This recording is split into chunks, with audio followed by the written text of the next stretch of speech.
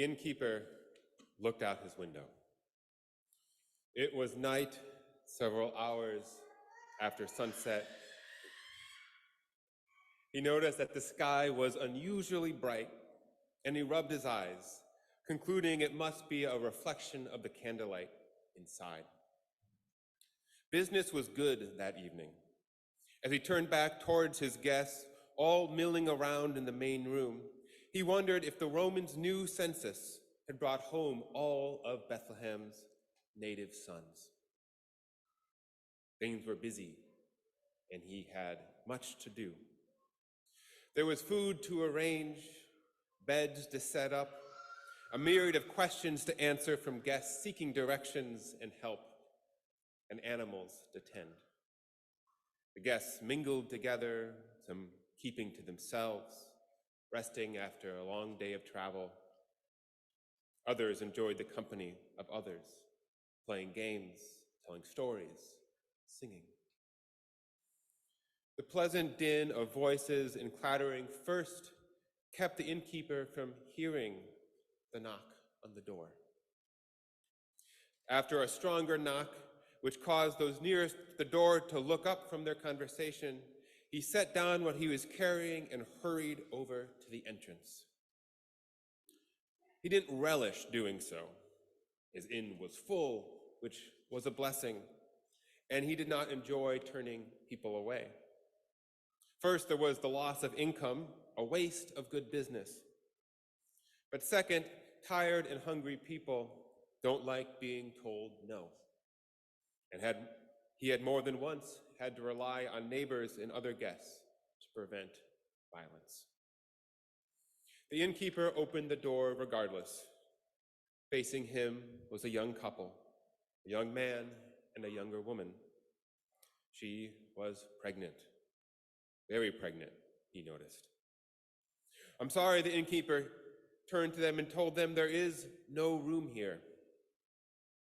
The couple said that they thought she was already in labor. The baby was coming. They had nowhere to go. They had been traveling all day and were far from home. The innkeeper gestured for them to look inside, using his body to push the door wider to reveal that he was not making it up. The inn was full. His was not a full establishment, a huge establishment. He was not being untruthful. There was no room, he thought, even just for the two of them, even if she wasn't in labor.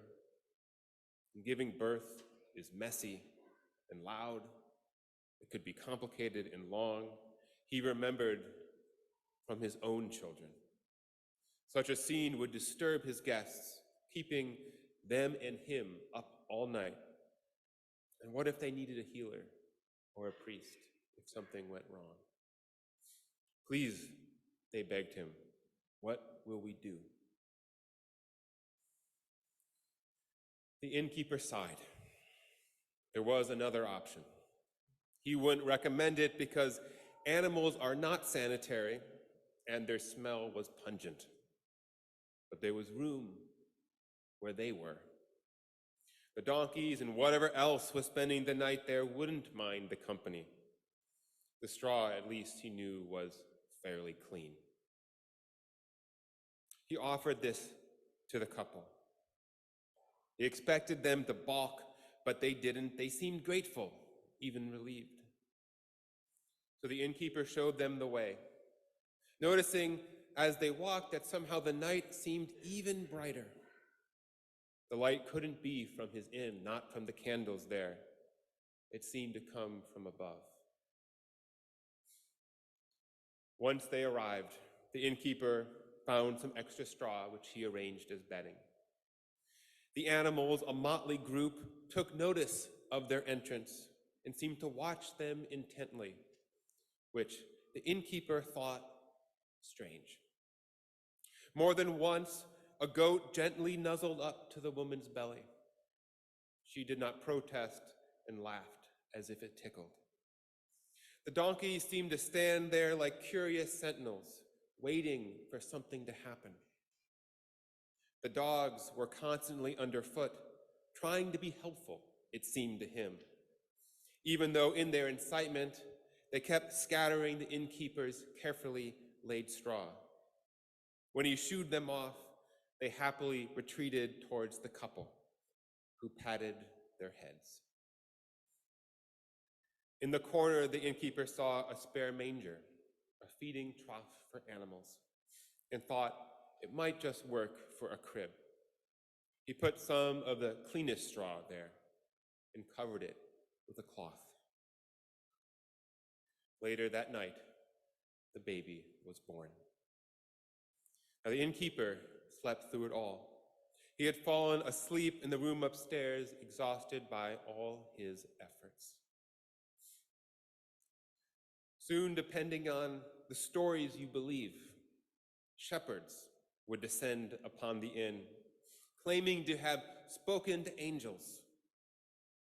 The shepherds shared with the at first then skeptical innkeeper what they had heard, news of great joy for all people, that this baby was the Messiah.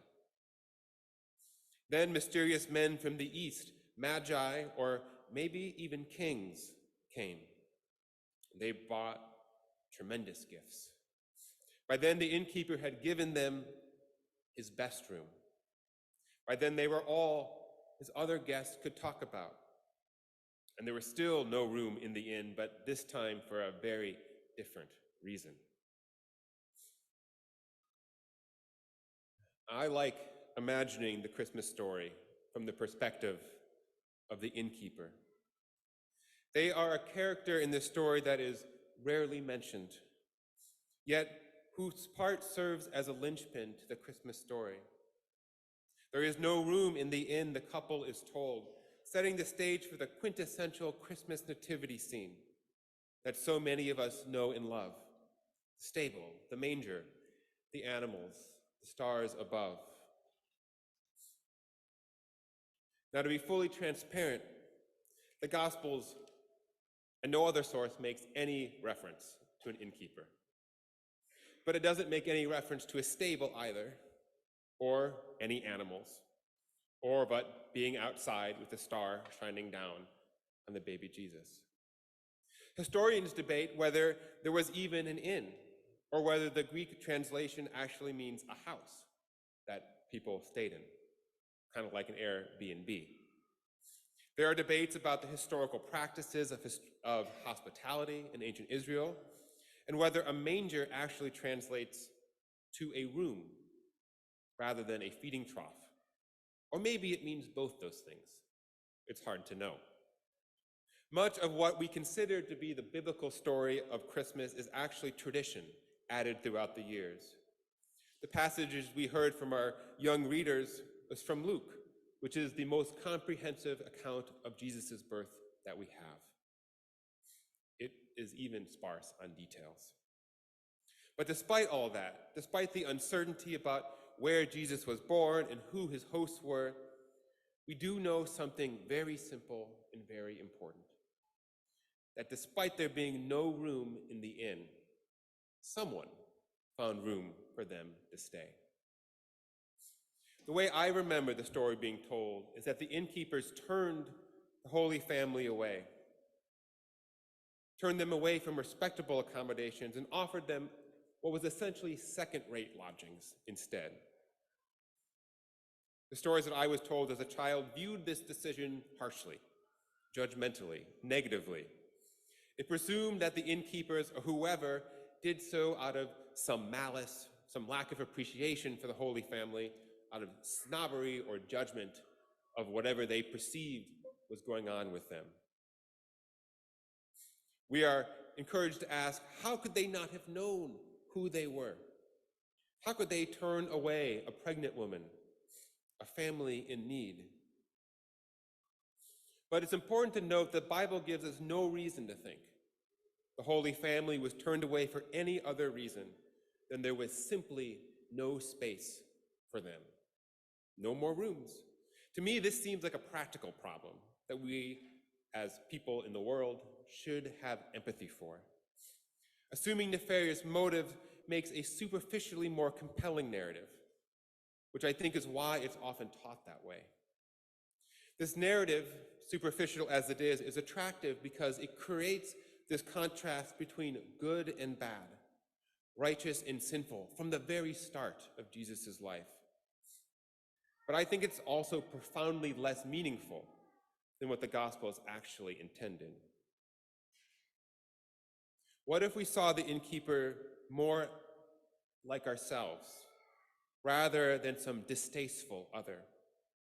What if we saw their conundrum as one that we too face, and reflect on how they responded and what it means to us? Aren't we too like the innkeeper, constantly balancing our practical realities with our sense of morality? Isn't that what life mostly is?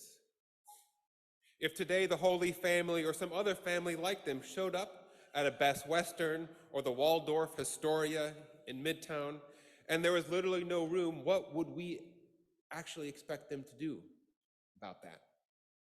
What if they knocked on your door or your apartment or your house? Most of us would turn them away as well. We'd say there was no room, or we weren't set up for guests, or that there are social services for people, or that maybe it's just too overwhelming. If we're honest, we might say that we don't feel safe with strangers in our home, or that it's simply too disruptive or out of our normal comfort zone. If there were practical reasons the Holy Family could not stay in the inn, then we can see ourselves making the very same excuses. And we do, whether we do so consciously or not, each and every day. Most of us know, for example, that in this city that we are all in right now, there are refugees, thousands of them, that need places to stay. They're from Latin America, fleeing horrible conditions. A great many of them have babies, not too different than the baby Jesus, have other young children. Many of them are pregnant, and they would gladly stay in probably everyone's home who is here. Maybe they'd stay in your spare room, maybe on a cot or on the hardwood floor of your home. They'd probably crash in this church or your place of business. They are desperate, hungry, cold, and in active danger. Most of us know this consciously, and yet we, like the innkeeper, probably would say there is some practical reason why they are not right now in our home, in our place of work, in this church. We act as if we ourselves are different from the innkeeper, but that is not honest and it's not true. Most of us will not welcome a refugee or an unhoused person. What is so important about the innkeeper and whoever ultimately offered the Holy Family a place to stay is that they did what they could. They knew there was no room in the inn, but they knew there was also some room somewhere. They didn't throw up their hands or turn away or say that because they couldn't do the best thing, they couldn't do something. They sat in the tension between the harsh reality of their limit to help and their actual capacity to help in some way. Now, some of us here at Fourth Universalist have housed refugees in their home, and I take my hat off to those people. Most of us, more of us, should follow their example. And we have housed refugees in this building too, although not as many as we could. In the situations we might do more but can't, the answer is to channel the commitment and creativity of the innkeeper. We can tell ourselves, if I can't help in this way, at least I can contribute in this other way. This is what life in the real world is like. All of us facing little moments each and every day when goodness is asked of us, when we are asked to chip away at a system that dehumanizes others and treats them like they don't deserve our creativity, our kindness, our safety or respect. Just like all those thousands of refugees shivering in the cold, hungry, parents around us, worrying about feeding their infants, maybe right outside this building, right down the street. They are waiting for us to realize that Christmas calls us not to be their saviors, but supporters. To understand that while we may not be powerful individually to make everything better for them, we are powerful enough to make a little bit better with the power that we have each and every day. Just like the innkeeper, we may not have room in our inn, but more likely than not, we have a metaphorical manger that can still make a real difference. Maybe that is a spare room. Maybe that's a donation.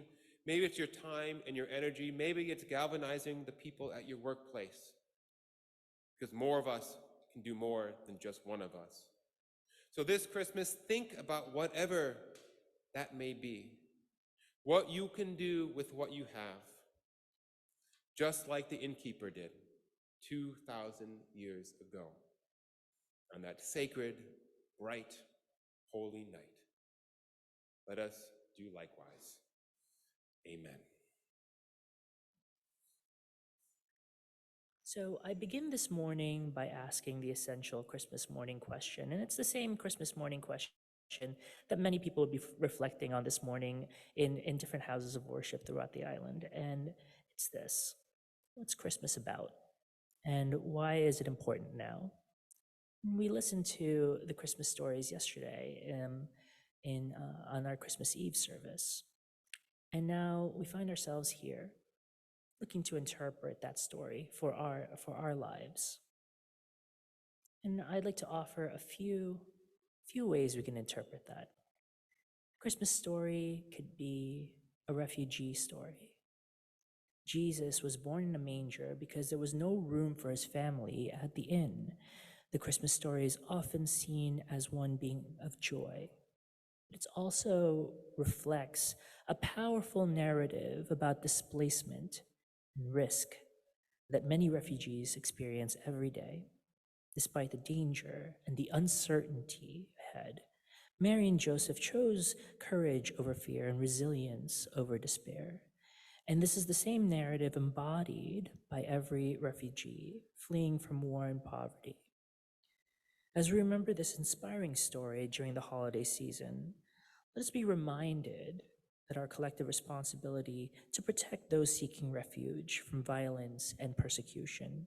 We must ensure that everyone has the opportunity to rebuild their lives the way they want to and find refuge in new countries and our own, especially our own. At this special time of year, let us rededicate ourselves to upholding those values of peace, hospitality for every refugee seeking a safe haven. In our hearts, we can honor the Christmas story by welcoming them into our homes, into our communities with open arms. The Christmas story is a story of class.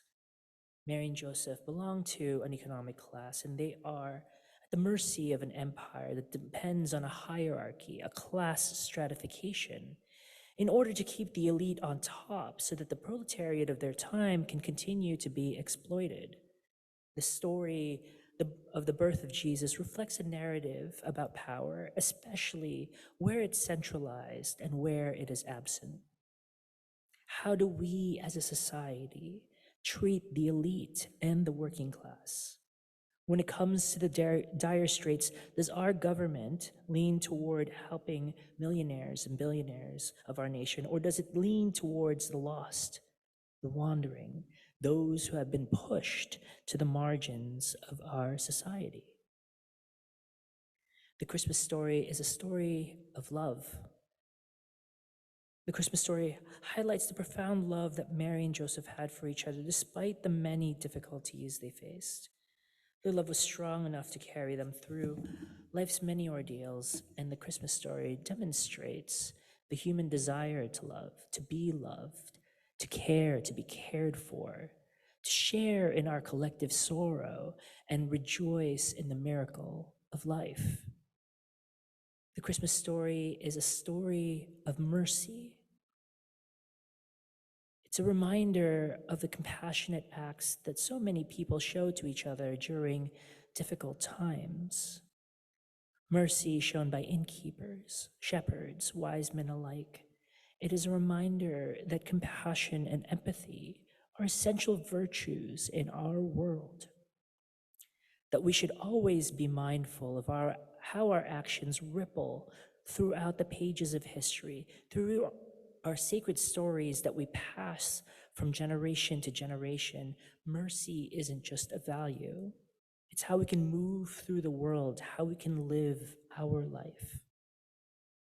The Christmas story is a story of hope. It is joyously proclaimed that in a manger there is a prophecy. In the pitch black of darkness, there is a guiding light. In a small child, there is a great teacher, a leader. And now, this morning, I'd like to invite you to imagine with me a mother weary from giving a natural birth, a father exhausted from securing shelter for his family, an infant tired from his long journey from the safety and warmth of his mother's womb to the jarring and harsh outside world, all now resting, now sleeping. In this moment, amidst all that is faced, an evening of prophecy and miracle and magic. What else is born on Christmas Day? A breath, a pause, a period of rest. Rest from the physiological demands of labor, rest from the demands of life, rest from the clamor and the glamour, rest from the beautiful chaos. In our puritanical history, would like us to believe that if we are lazy, we bear the weight of a deadly sin called sloth.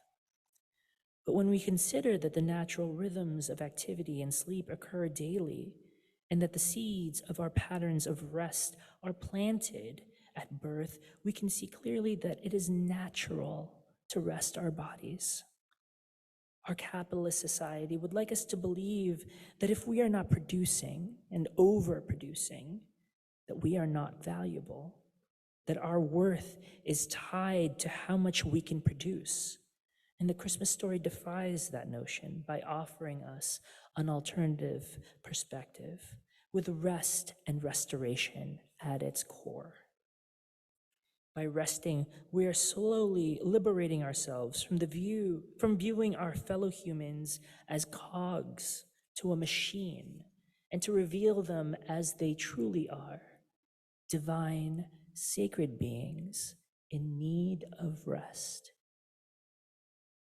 With many people who have an ancestry that had to endure forced labor, indentured servitude, or a life that required just hard labor, the generational call to protect the body and to rest is a way to honor the resilience of the past. Trisha Hersey, who is the creator of the Nat Ministry, offers this quote that rest is reparations. She's also the author of a book called Rest is Resistance, and it puts a finer point on it by offering the idea that rest is resistance because it disrupts, that pushes back against capitalism and white supremacy, centering our agency, and believing that our bodies are sites for liberation. It's especially important to protect our need for rest during the holidays. The anxiety is produced by artificial demands on our time, our resources, and our productivities to buy presents, to attend family gatherings, and to make the perfect meal. All of these can rob us of our need to rest. excusing yourself from the violence of arguments at the dinner table, uncomfortable lines of questioning from your relatives and friends, creating distance between your peace and the stressful moments of life is also rest. It's also peacemaking. It is also Christmas. This Christmas season, let us take a moment to pause, to rest.